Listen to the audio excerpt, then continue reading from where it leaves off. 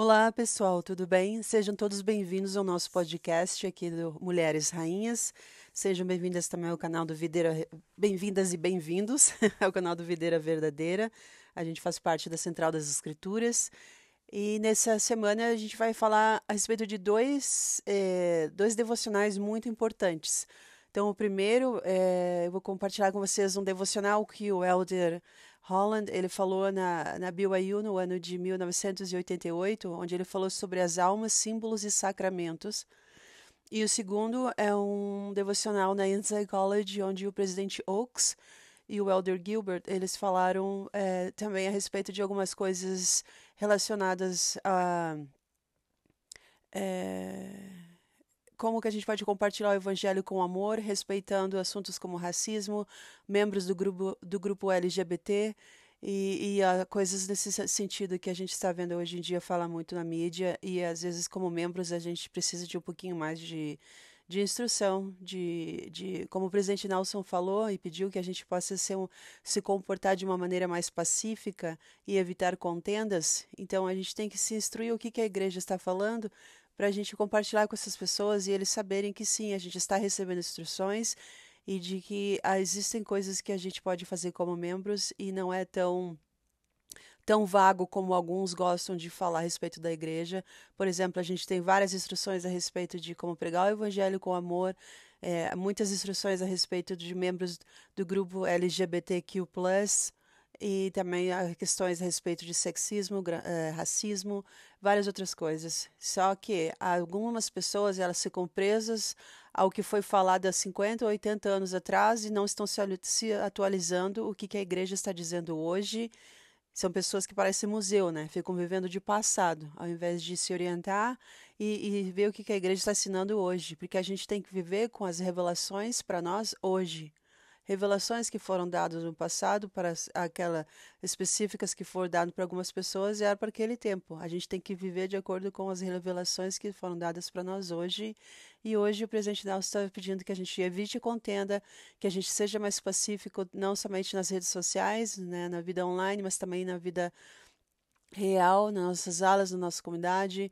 E para que isso aconteça, a gente tem que se atualizar o que os líderes estão falando e como que a gente pode ajudar as pessoas que têm alguma dúvida a respeito do plano de salvação ou algumas pessoas que tenham dúvidas a respeito da doutrina da igreja. Então, esse episódio de hoje é para ajudar um pouquinho nesse sentido, tá bom? Então, vamos partir para o primeiro devocional, onde o Elder Holland está falando sobre isso. E ele vai falar muito sobre, então, a intimidade humana, né? E muito a respeito de questões de o que a união física que Deus ordenou para casais e também o que isso é um símbolo tão especial, né? Aí a gente veio falando a respeito de templo e as leis da investidura. A gente sabe que a lei da castidade faz parte de uma das 5 leis da investidura. Então vamos ver o que ele está comentando sobre intimidade humana e algumas coisas mais que a gente pode até mesmo entender do que a gente está sobre convênio a partir do momento que a gente entra no templo, tá bom?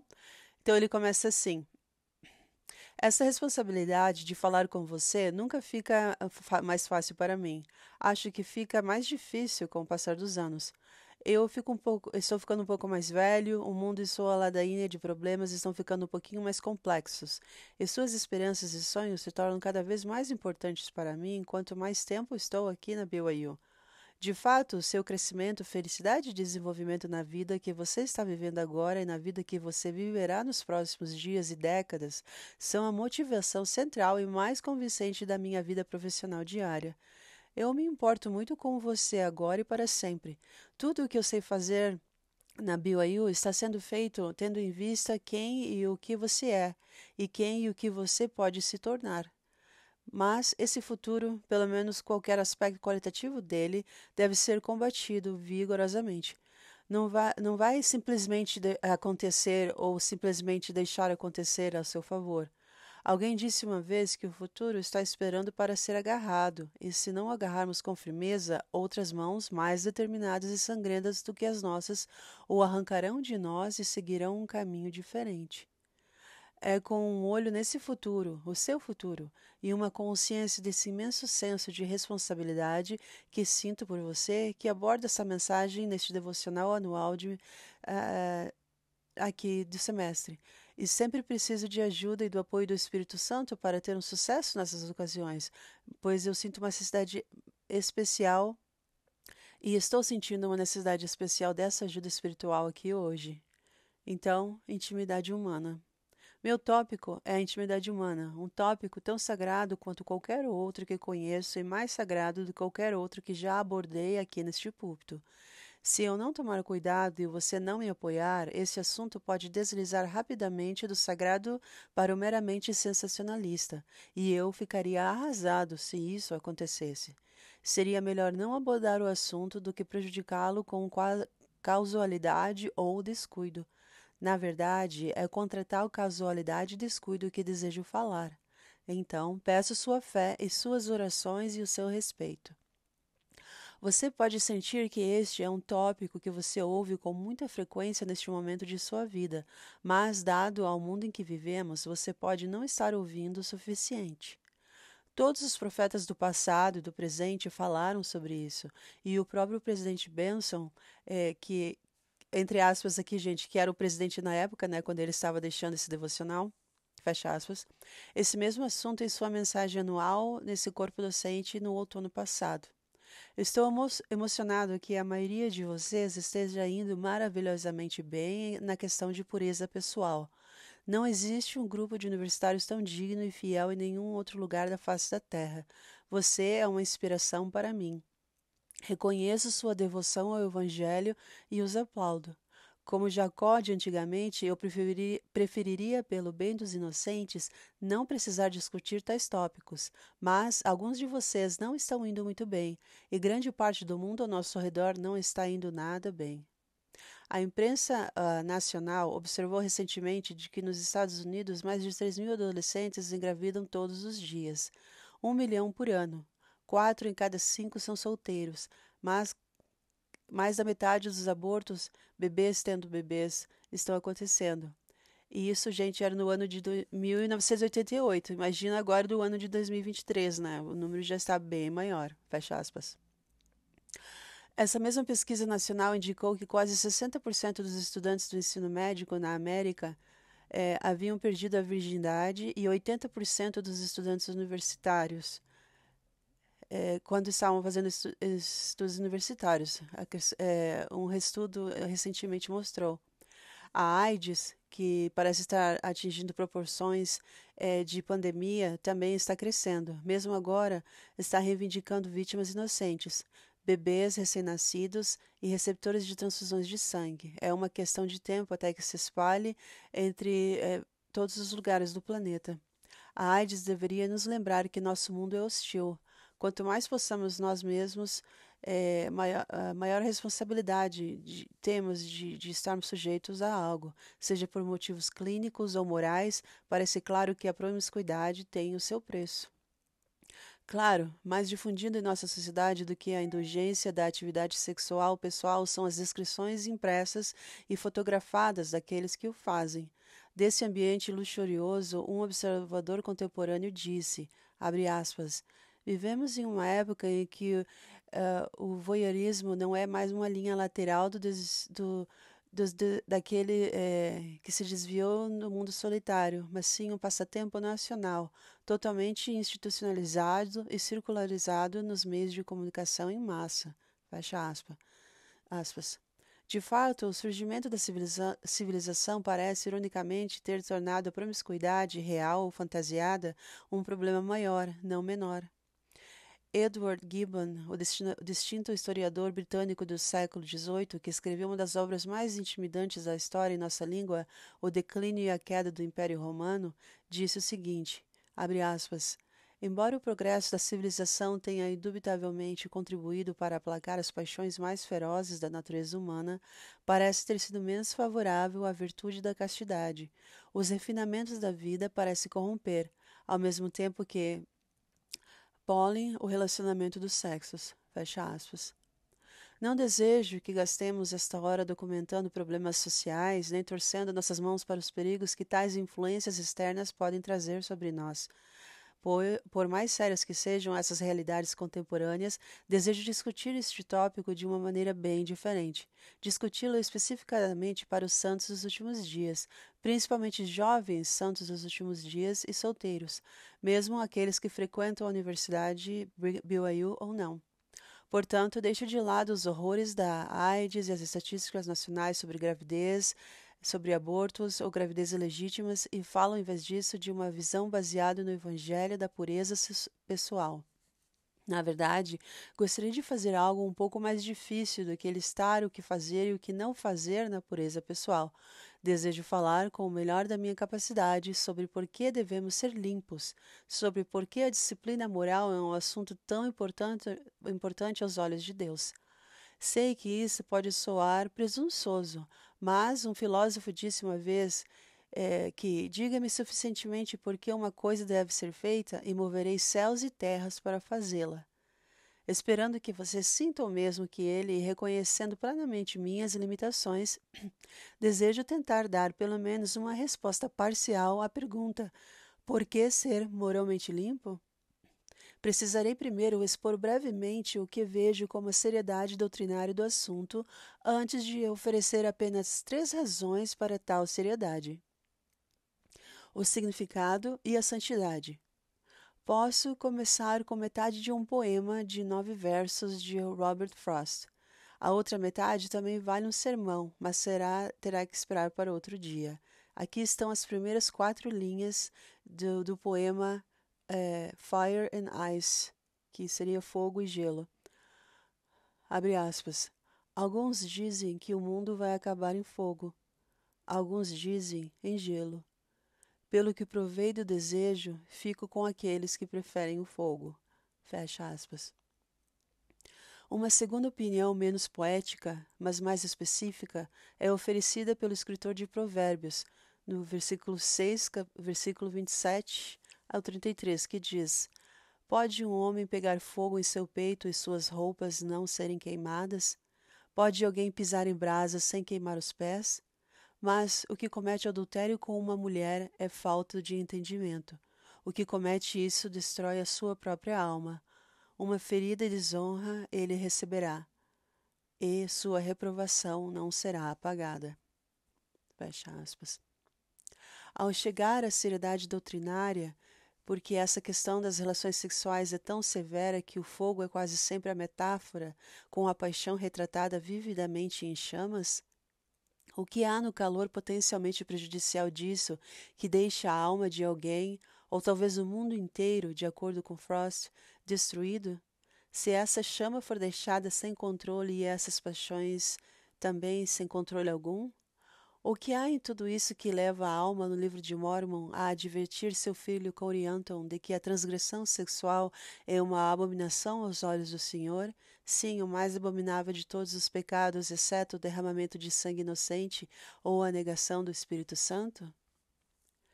Deixando de lado os pecados contra o Espírito Santo por um momento, como uma categoria especial em si mesma, pois é uma doutrina santo dos últimos dias, e é uma doutrina de que a transgressão sexual só perde para o assassinato na lista do Senhor dos pecados mais graves da vida. Ao atribuir tal posição a um apetite físico tão claramente evidente entre nós, o que Deus está tentando nos dizer sobre seu lugar em seu plano para todos os homens e mulheres na mortalidade? Suponho que ele esteja fazendo exatamente isso, comentando sobre o próprio plano da vida. Claramente, as maiores preocupações de Deus em relação à mortalidade são como alguém entra neste mundo e como sai deste mundo. Essas duas questões, mais importantes em nosso progresso muito pessoal e cuidadosamente supervisionado, são as duas questões que Ele, como nosso Criador, como Pai e nosso guia, mais deseja reservar para si mesmo. Quanto a tirar uma vida, geralmente somos bastante responsáveis. A maioria das pessoas parece-me sente que prontamente entende a santidade da vida e a via de regra não corre para os amigos, coloca um revólver carregado em suas cabeças e puxa o gatilho com desdém. Além disso, quando há um clique de martelo ao invés de uma explosão de chumbo, é uma possível tragédia e parece poderia ter sido evitada. Ninguém em tais circunstâncias seria tão estúpido a ponto de dizer: Ah, que bom, eu não fui até o fim. Não, ninguém brinca com sair por aí e tirar uma vida humana, pelo menos não se as pessoas estiverem com a sua sanidade mental em dia.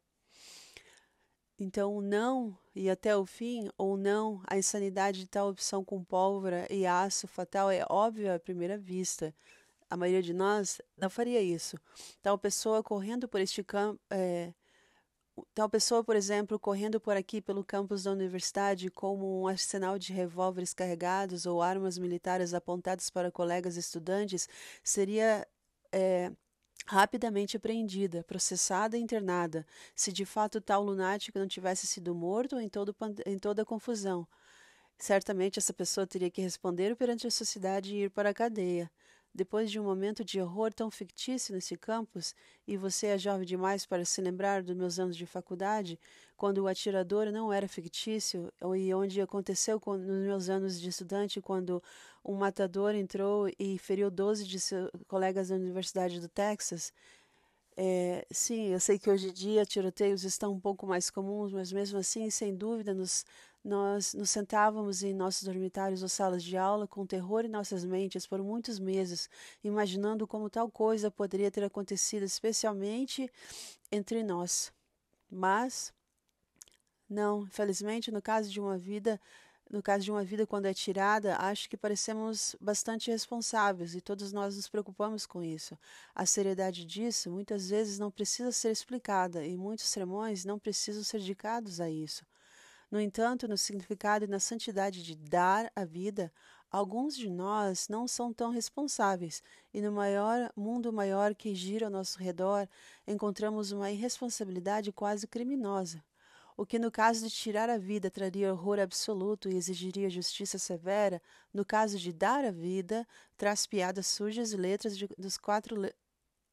quatro muitos que mostram a carnalidade grosseira na tela de nossas mídias sociais ou em muitos casos em nossa própria casa ou nos centros das cidades. Essa torpeza moral é tão errada?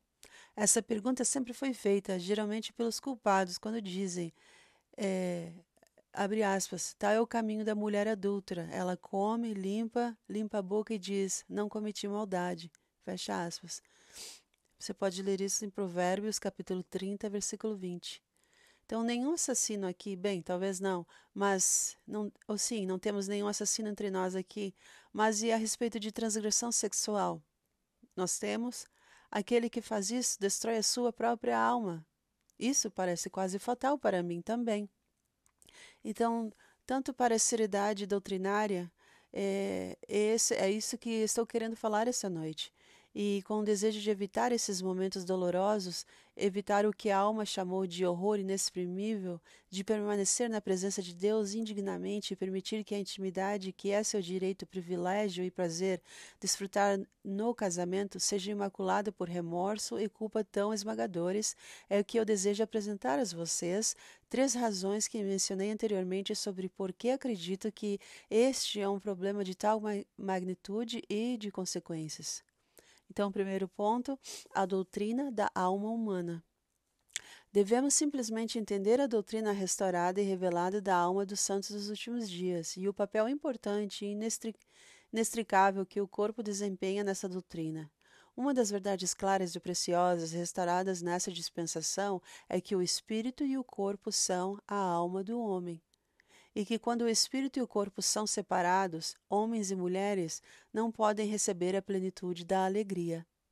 Certamente, isso sugere algo da razão pela qual obter um corpo é tão fundamentalmente importante para o plano de salvação em primeiro lugar, porque o pecado de qualquer tipo é um assunto tão sério, ou seja, porque sua consequência automática é a morte, a separação do espírito do corpo e a separação do espírito e do corpo de Deus, e porque a ressurreição do corpo é tão central para a grande permanência e triunfo eterno da expiação de Cristo. Não precisamos ser uma manada de porcos possuídos por demônios descendo as encostas gadaneiras em direção ao mar para entender que o corpo é o grande prêmio da vida mortal e que até um porco servirá para aqueles espíritos frenéticos que se rebelaram, e para isso esse dia permanecem despojados e até hoje em sua propriedade incorpórea. Posso citar um sermão do elder James E. Talmage falando a respeito desse mesmo ponto de doutrina, quando ele disse, abre aspas, nós fomos ensinados a olhar para estes nossos corpos como presentes de Deus. Nós, santos dos últimos dias, não consideramos o corpo como algo a ser condenado, algo a ser abominado. Nós consideramos o corpo como um sinal de nossa primogenitura real. Nós reconhecemos que aqueles que não mantiveram seu primeiro estado foram negados essa bênção inestimável. Acreditamos que esses corpos podem ser feito em verdade o templo do Espírito Santo. Fecha aspas. É peculiar a teologia dos santos dos últimos dias que consideramos o corpo como uma parte essencial da alma. Leiam seus dicionários, a sua enciclopédia, e o que vocês encontrarem no aplicativo da igreja, e descobrirão que em nenhum lugar no cristianismo, fora da igreja de Jesus Cristo, é ensinada a verdade solene e eterna de que a alma do homem é o corpo e o espírito juntos, combinados. O espírito e o corpo são o que constituem a alma do homem. Então, parcialmente em resposta ao porquê de tal seriedade, respondemos que alguém que brinca com o corpo dado por Deus e satanicamente cobiçado de outro, brinca com a própria alma desse indivíduo, brinca com um propósito central e produto da vida, a própria chave para a vida. O presidente Boyke Packer, certa vez, ele chamou de a chave da vida. Ao banalizar a alma de outra pessoa, e por favor inclua aqui a palavra corpo, banalizamos a expiação que salvou aquela alma e garantiu a sua existência continuada pela eternidade. Então, quando alguém brinca com o Filho da Justiça, a própria estrela da manhã, está brincando com o calor branco e uma chama mais quente e sagrada do que o sol do meio-dia. Você não pode fazer isso e não sair queimado. Você não pode impunemente crucificar o Cristo novamente, como está em Hebreus versículo 6:6, e sair impunemente. A exploração do corpo, e por favor inclua a palavra alma aqui, em uma última análise, uma exploração daquele que é a luz e a vida do mundo. Talvez aqui a advertência de Paulo aos Coríntios assuma um significado mais novo e elevado quando disse, em 1 Coríntios, capítulo 6, do 13 ao 20, que diz, ora, o corpo não é para a fornicação, mas sim para o Senhor, e o Senhor pelo corpo. Não sabeis que vossos corpos são os membros de Cristo? Devo então tomar os membros de Cristo e torná-los membros de uma prostituta? Não. Fuja da fornicação. Aquele que comete fornicação peca contra o seu próprio corpo.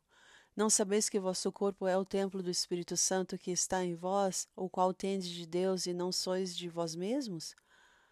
Porque fostes comprados por um bom preço. Glorificais, pois, a Deus no vosso corpo e no vosso espírito, os quais pertencem a Deus. Fecha aspas. Nossa alma é o que está em jogo aqui, o nosso espírito e nosso corpo. Paulo, ele entendia essa doutrina da alma tão bem quanto James E. Talmage, porque é a verdade do Evangelho. O preço de compra da nossa plenitude de alegria, corpo e espírito eternamente unidos, foi realizado pelo sangue puro e inocente do Salvador deste mundo. Não podemos então dizer, por ignorância ou desafio, sim, é a minha vida, é o meu corpo, eu sou livre para fazer o que eu quiser, o corpo é meu. Não, não é. Vós não sois de vós mesmos. Como disse Paulo, fostes comprados por um bom preço. Então, em resposta à pergunta por que Deus se importa tanto com a transgressão sexual, é em parte por causa do dom precioso oferecido para nós através de seu Filho unigênito para redimir as almas, que constitui o corpo e o espírito. Muitas vezes compartilhamos e abusamos de maneiras baratas e espalhafatosas deste que é o corpo e o físico que constitui a alma de outras pessoas. Cristo ele restaurou as próprias sementes da vida eterna, como diz na seção 132 de Doutrina e Convênios, e nós as profanamos por nossa conta e risco. A primeira razão-chave para a pureza sexual, qual é então? As nossas próprias almas estão envolvidas e estão em jogo. É por isso que é tão importante. Um símbolo de união total. No segundo lugar, então, dessas minhas 3 sugestões que estou compartilhando hoje, gostaria de sugerir que a intimidade humana, aquela sagrada união física ordenada por Deus para um casal, trata de um símbolo que exige uma santidade especial. Tal ato de amor entre um homem e uma mulher é, ou certamente foi ordenado para ser, um símbolo de união total. União de seus corações, suas esperanças, suas vidas, seu amor, sua família, seu futuro, seu tudo. É um símbolo que tentamos sugerir no templo com uma palavra que chamamos de selo. O profeta Joseph Smith disse certa vez que talvez devêssemos tornar um vínculo sagrado como uma soldagem, que aqueles unidos em matrimônio e famílias eternas são como se fossem soldados inseparáveis e, digamos assim, para resistir às tentações do adversário e às aflições da mortalidade. E você pode ler mais sobre isso na seção 128 de Doutrina e Convênios. Então, essa união total é virtualmente inquebrantável. Esse compromisso inflexível entre um homem e uma mulher só pode acontecer com a proximidade e a permanência proporcionada por um convênio matrimonial, com a união de tudo o que eles possuem, seus próprios corações e mentes, tudo, todos os seus dias, todos os seus sonhos, tudo o que são. E eles trabalham juntos, choram juntos, curtem Brahms e Beethoven, tomam de jejum juntos, se sacrificam, economizam, vivem juntos por toda a abundância que uma vida totalmente íntima proporciona a este casal. Sim, se tornam um. E o símbolo externo dessa união, a manifestação física do que é um vínculo espiritual e metafísico muito mais profundo, é a fusão física que faz parte, de fato, uma expressão mais bonita e gratificante dessa união maior e mais completamente do propósito eterno e promessa. Então, por mais delicado que seja mencionar em tal cenário, não obstante, confio em sua maturidade para entender que fisiologicamente somos criados como homens e mulheres para nos encaixarmos em tal união. Nessa expressão física final de um homem e uma mulher, eles estão tão próximos e literalmente se tornam um. Quanto dois corpos físicos separados, o máximo que dois corpos físicos são separados podem se tornar e se encaixar de se tornar um. Então, é nesse ato de extrema intimidade física que mais perto cumprimos o mandamento que o Senhor deu, que foi dado a Adão e Eva, quando esses símbolos vivos dados para todos os casais casados, quando os convidou a unirem-se apenas um ao outro e assim tornarem-se em uma só carne, como você pode ler em Gênesis capítulo 2. Então, obviamente, tal mandamento para estes dois, o primeiro marido e mulher da família humana, que foram Adão e Eva, eles têm implicações ilimitadas, sociais, culturais e religiosas também, e bem também como físicas. Mas isso é exatamente o meu ponto aqui hoje. Como todos os casais chegam a esse momento de união na mortalidade, é para ser uma união completa. Então, este mandamento não pode ser cumprido e esse simbolismo de se tornar uma só carne não pode ser preservado ou apressado ou culpado ou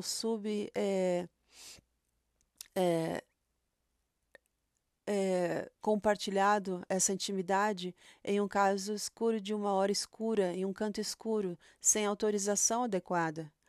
Da mesma forma que uma pessoa apressada, culpada, nos retiramos para se retira para depois então e vai para mundos e locais separados. Não, não é dessa forma que deve acontecer. É, ou de não comer ou viver ou chorar ou rir juntos, não lavar a louça, cuidar da casa e fazer os deveres juntos, não administrar um orçamento ou pagar as contas, ou cuidar dos filhos e planejar um futuro juntos. Não, não podemos fazer isso até que sejamos verdadeiramente um.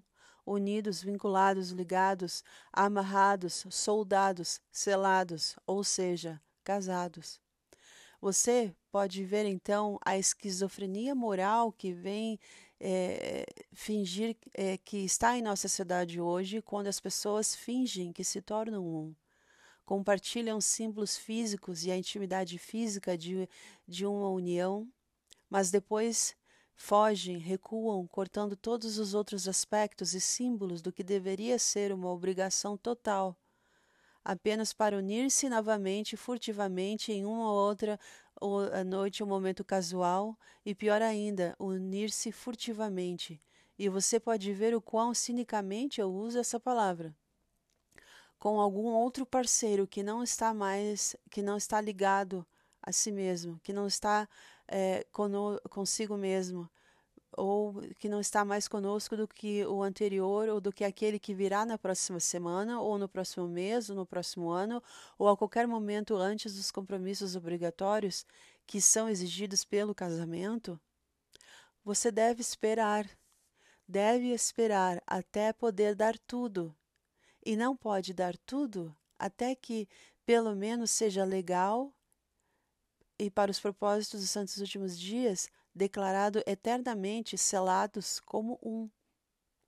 Dar ilicitamente o que não é seu para dar, e lembre-se, você não é seu, e dar apenas parte daquilo que não pode ser seguido com o dom de todo o seu coração e toda a sua vida e todo o seu ser e todo o que é próprio na forma roleta russa emocional do que é ser, se você persistir em compartilhar somente uma parte e a parte sem o todo, e buscar uma satisfação desprovida deste simbolismo, em dar apenas partes e pedaços e fragmentos inflamados, você corre o terrível risco de tal dano espiritual e psíquico que pode minar tanto sua intimidade física quanto sua devoção sincera para um amor mais verdadeiro e posterior que poderá acontecer mais tarde. Você pode chegar a esse momento de amor e de união total, apenas mais tarde para descobrir então que, para o seu próprio horror, que o que você deveria ter economizado, que o você deveria ter guardado, já foi gasto. E observe minhas palavras, somente a graça de Deus pode recuperar essa dissipação fragmentada da sua virtude. Um bom amigo meu, que também é membro da igreja, Dr. Victor L. Brown, ele escreveu sobre esse assunto, e eu vou citar as palavras dele quando diz, abre aspas, a fragmentação permite que seus usuários falsifiquem a intimidade. Se nos relacionamentos com os outros em fragmentos, na melhor das hipóteses, perderemos relacionamentos completos. Na pior das hipóteses, manipulamos e exploramos os outros para nossa própria gratificação. A fragmentação sexual pode ser particularmente prejudicial porque oferece poderosas recompensas fisiológicas que, embora ilusórias, podem nos persuadir temporariamente a ignorar os graves déficits no relacionamento geral.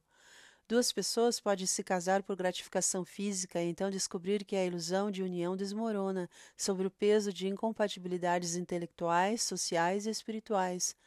A fragmentação sexual é particularmente prejudicial porque é particularmente enganosa. A intensa intimidade humana, que deveria ser desfrutada e simbolizada pela união sexual, é falsificada por episódios sensuais que sugerem, mas não podem transmitir, aceitação, compreensão e amor. Tais encontros confundem o fim com os meios, pois pessoas solitárias e desesperadas buscam um denominador comum que permita a gratificação mais fácil e rápida. Fecha aspas.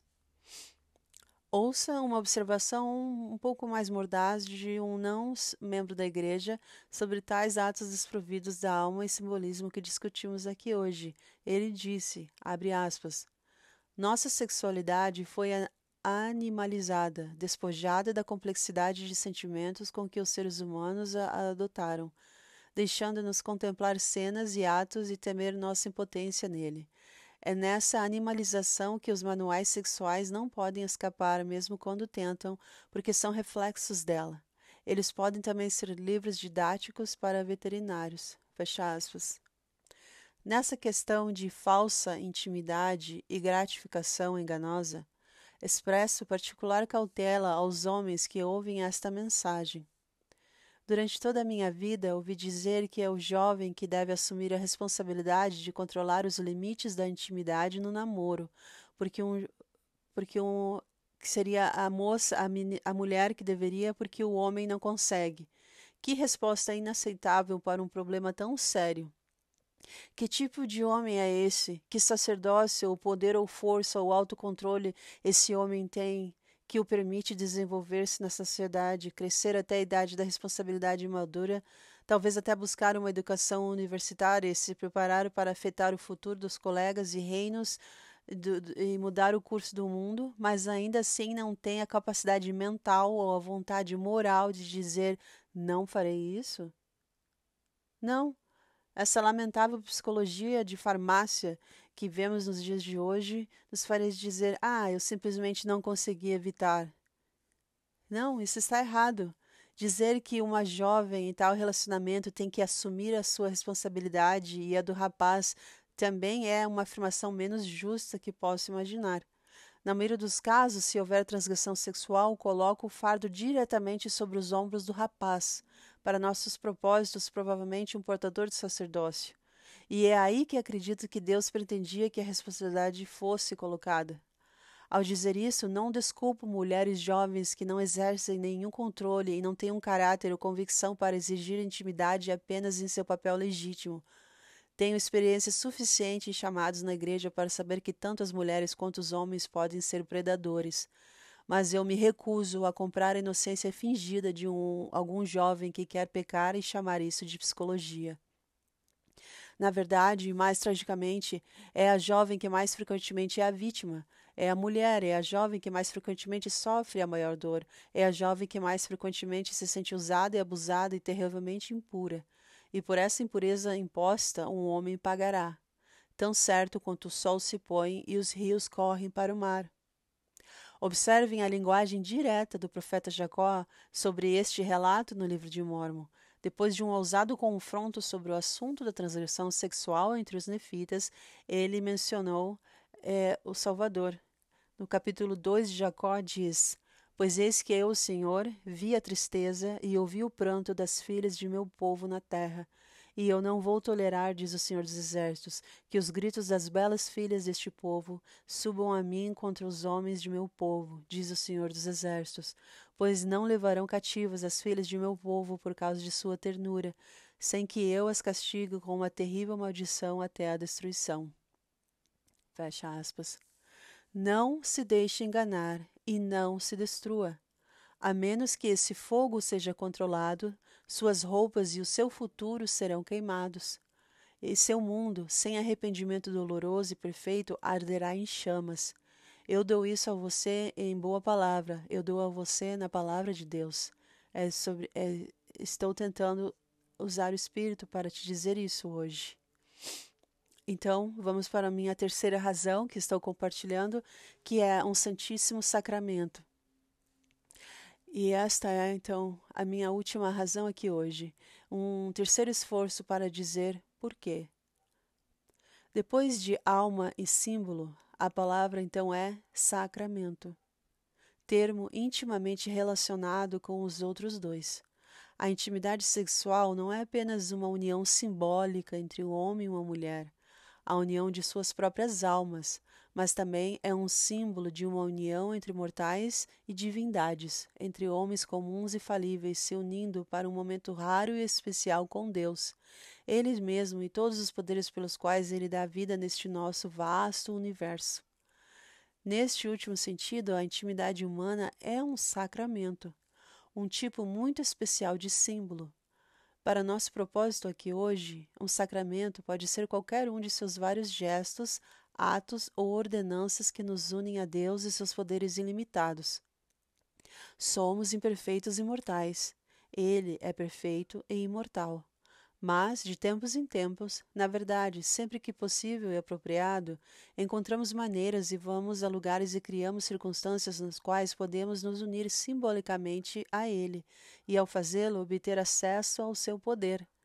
Esses momentos especiais de união com Deus são momentos sacramentais, como, por exemplo, ajoelhar-se no altar de um casamento, abençoar um bebê recém-nascido ou participar dos emblemas da ceia do Senhor.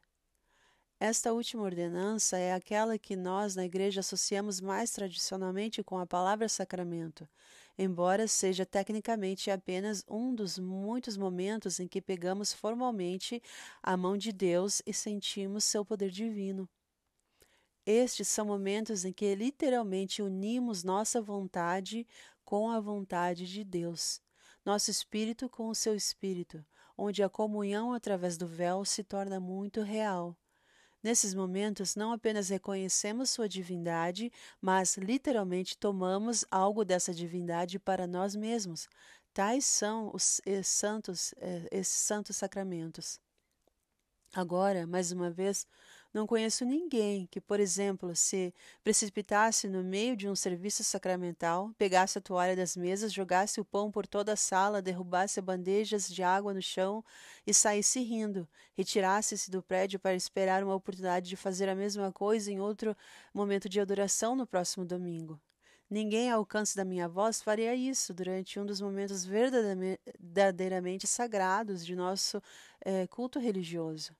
Ninguém aqui violaria nenhum dos outros momentos sacramentais de nossas vidas, aqueles momentos em que conscientemente reivindicamos o poder de Deus e, por convite, permanecemos com Ele em privilégios e principados. Mas gostaria de enfatizar com você aqui hoje, como meu terceiro destes 3 motivos para estar limpo, que a união sexual também é, em sua própria maneira profunda, um sacramento muito real da mais alta ordem, uma união não apenas de um homem e uma mulher, mas muito mais, a união daquele homem e daquela mulher com Deus. De fato, se nossa definição de sacramento é aquele ato de reivindicar, compartilhar e exercer o inestimável poder de Deus, então não conheço praticamente nenhum outro privilégio divino tão rotineiramente dado a todos nós, homens e mulheres, ordenados ou não, santos dos últimos dias ou não santos dos últimos dias. Além do poder milagroso e majestoso de transmitir vida, o poder indescritível, insondável e ininterrupto da procriação. Há aqueles momentos especiais em sua vida em que as outras ordenanças mais formais do Evangelho, os sacramentos, se preferir, permitem que você sinta a graça e a grandeza do poder de Deus. Muitas são experiências únicas, como nossa própria confirmação ou o nosso próprio selamento.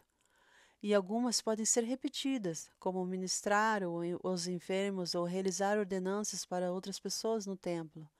Mas eu não conheço nada tão poderosamente poderoso e ainda tão universal e irrestritamente dado a nós como o poder dado por Deus disponível em cada um de nós desde o início da adolescência para criar um corpo humano, um filho, com olhos e ouvidos, dedos, mãos e pés, e um futuro de grandeza indescritível.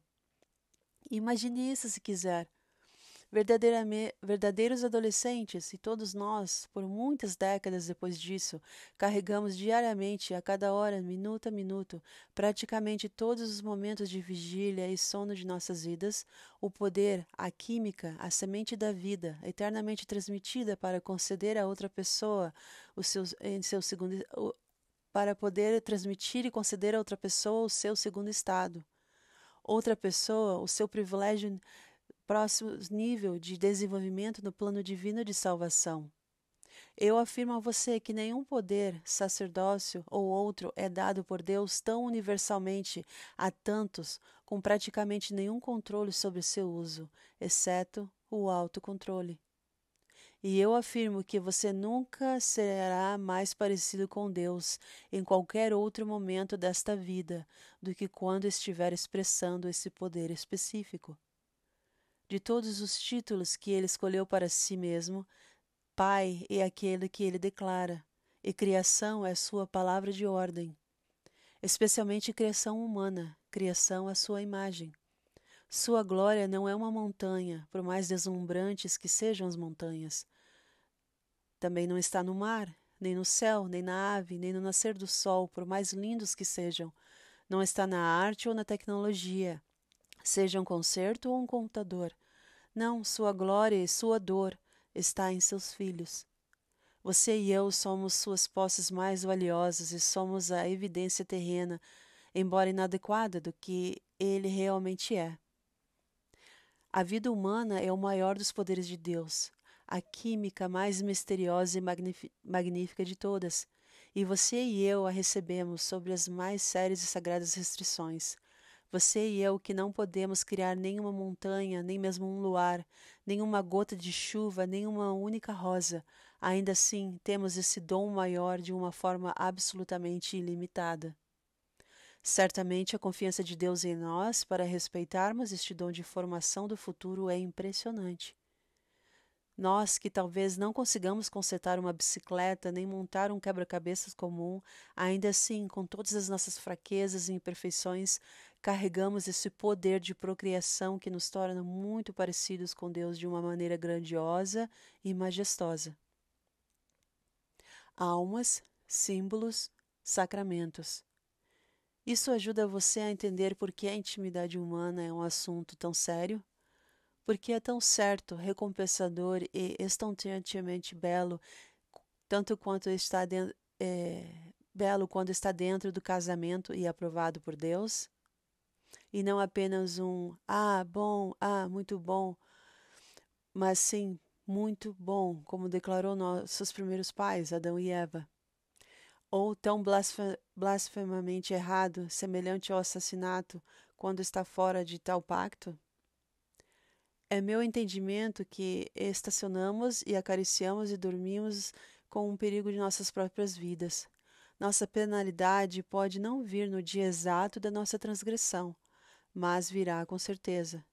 E se não fosse por um Deus misericordioso e o precioso privilégio do arrependimento pessoal, muitos estariam agora mesmo sentindo aquela dor infernal que, como a paixão que discutimos, também é e sempre é descrita pela metáfora do fogo. Algum dia, em algum lugar, algum dia os moralmente impuros irão, até que se arrependam, orar como um homem rico, desejando que Lázaro mergulhasse seu dedo na água e refrescasse sua língua, porque estava atormentado em uma eterna chama. Como diz o poema que me referi antes, alguns dizem que o mundo vai acabar em fogo, alguns dizem em gelo, porque provei do desejo, fico com aqueles que preferem o fogo. Para encerrar, considere isto de dois estudantes de longa e instrutiva história da civilização. Abre aspas.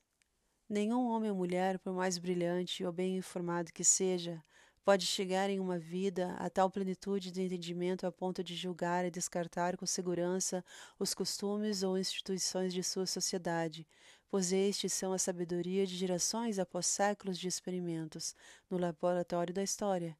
Um jovem cheio de hormônios se perguntará por que não deveria dar plena liberdade aos seus desejos sexuais, e se ele não for controlado por costumes, moral ou leis, ele pode arruinar sua vida ou a vida dela. Antes de amadurecer o suficiente para entender que o sexo é um rio de fogo que deve ser represado e resfriado por uma centena de restrições, e se não for para consumir se não for assim, for para consumir num caos tanto o indivíduo quanto o grupo. Fecha aspas. Ou, de uma forma mais eclesiástica, como disse Elder James Talmage, foi declarado na palavra solene da revelação que o espírito e o corpo constituem a alma do homem, e, portanto, devemos considerar este corpo como algo que perdurará no estado ressurreto, além da sepultura, algo a ser mantido puro e santo. Não tenha medo de sujar suas mãos. Não tenha medo das cicatrizes que podem advir de vencidas com um esforço sincero ou em uma luta honesta. Mas cuidado com as cicatrizes que desfiguram, que chegam a você em lugares onde você não deveria ter ido, que acontece com você em empreendimentos indignos, realizados onde você não deveria ter estado. Cuidado com as feridas das batalhas nas quais você lutou do lado errado. Fecha aspas. Amo vocês e amo porque querem estar do lado certo do Evangelho de Jesus Cristo. Expresso meu orgulho e apreço por sua fidelidade. Como eu disse anteriormente, você é uma inspiração absoluta para mim.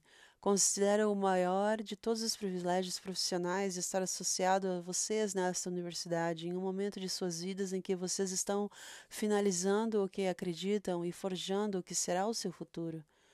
Se alguns de vocês estão sentindo as cicatrizes que chegaram a lugares onde não deveriam ter ido, desejo estender a vocês a paz especial e a promessa disponível por meio do sacrifício expiatório do Senhor Jesus Cristo. Testifico de seu amor e dos princípios e ordenanças do Evangelho restaurado que tornam esse amor disponível para nós com todo o seu poder e purificação e cura. Testifico do poder desses princípios e ordenanças, inclusive o arrependimento completo e redentor, que só são realizados plenamente nesta igreja verdadeira e viva do Deus vivo e verdadeiro, que possamos vir a Cristo pela plenitude da alma, símbolo e sacramento que Ele nos oferece. Eu oro em nome de Jesus Cristo. Amém. Uau! Que discurso, hein, gente? Que mensagem! O meu convite, então, é que possamos todos ponderar sobre isso, entender a importância do que aceitamos do convênio que fizemos no templo, né? E por que que a intimidade humana é importante, por que que o selamento é a nossa meta e por que que a gente precisa aprender a discernir essas coisas e não ouvir o que a sociedade de hoje está dizendo, o que a música, a arte, a televisão, os filmes, as novelas, a literatura, as coisas todas estão querendo sugerir a nós que a gente não se deixe contaminar com esse tipo de visão que está totalmente errada. Que a gente possa se preservar e não estar nos lugares errados, e sim que a gente possa permanecer em lugares santos, como o nosso presidente da igreja tem dito, de frequentar o templo quantas vezes pudermos, fazer o seminário, o instituto, nos preparar para participar do sacramento, estar no horário na igreja, participarmos das reuniões de socorro, contribuirmos para a escola dominical. E lembrar que desde 2018, quando o presidente Nelson nos ensinou que o evangelho, o foco agora é no lar. Antigamente, as pessoas colocavam muita responsabilidade no que acontece na capela. Agora, o profeta já nos ensinou que a responsabilidade maior é no lar. A gente vai para a capela para debater o que a gente está aprendendo em casa. Então, ao invés de criticar tal professor, tal líder que não faz, a gente tem que olhar para dentro da nossa própria casa, dentro do nosso próprio lar, da nossa própria vida e ver o que que a gente está fazendo, o que que a gente está ensinando e o que que a gente está aprendendo. E a gente vai na capela para compartilhar o que a gente já sabe, para viver e servir as pessoas. Então, se por algum motivo eu não estou feliz com o que está acontecendo na capela, eu tenho que pensar que é eu que tenho que ir lá para contribuir, eu é que tenho que ir lá para servir. E o evangelho eu aprendo em casa. Esse é o foco. E as coisas foram muito bem explicadas quando a gente passou a ter o evangelho centralizado no lar, com o apoio das capelas, como foi explicado em 2018. E por isso que o templo é tão importante, porque então o nosso lar se torna uma extensão do templo. Isso é algo muito sagrado, muito importante. Então, eu compartilho com vocês essa mensagem desse devocional de hoje, com essa tradução, que a gente possa ponderar sobre isso, que a gente possa refletir sobre as 5 leis, né, os 5 convênios que a gente aprende na nossa investidura, por que que a intimidade humana é tão importante e por que que a gente precisa ter metas claras e específicas de aonde a gente quer chegar e do que a gente não vai fazer e que a gente não vai tolerar nas nossas vidas. Isso é um compromisso que nós assumimos e a gente precisa fazer a nossa parte para que então a gente possa ser abençoado pelo Senhor. Por isso que a gente precisa falar dessas coisas de uma forma bem clara, porque o templo está se tornando cada vez mais claro. E se você ainda não foi no templo, o meu convite é que você converse com o seu bispo e veja com ele o que você pode fazer para que você possa ter o mais rápido possível a sua recomendação. Porque a recomendação é algo que estar digno de entrar no templo é algo que nos prepara também para a segunda vinda. E de não sermos queimados na ocasião da segunda vinda, como fala bem a Escritura. Então a gente precisa entender e a gente precisa fazer a nossa parte para isso. Então, essa é a primeira parte desse podcast que eu deixo com vocês. E convido vocês para que ouçam a segunda parte com a mensagem do presidente Oaks e do Elder Gilbert, que eles também vão falar um pouquinho mais sobre as normas e algumas policies da igreja. Tchau, tchau.